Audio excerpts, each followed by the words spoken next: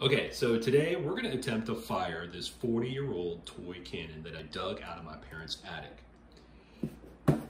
It's a cast iron cannon, and it has two different components that we'll be working on today, which is the charger and an igniter switch, which is really just a flint and steel.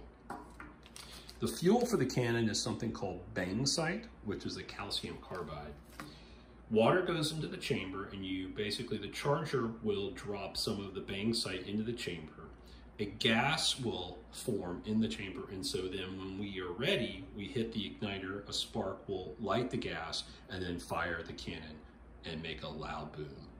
Let's go check it out. All right, let's try to fire this cannon.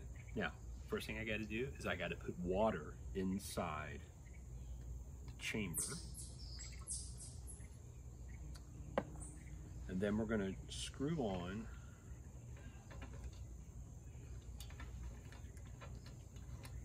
all right.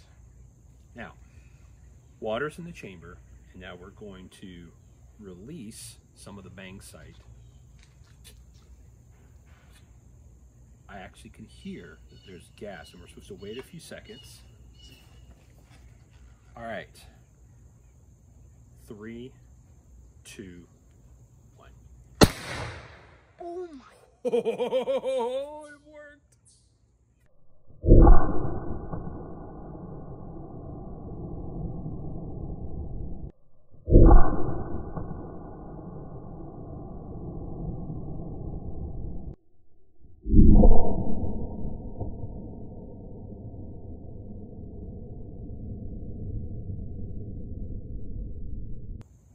Three, 2, 1.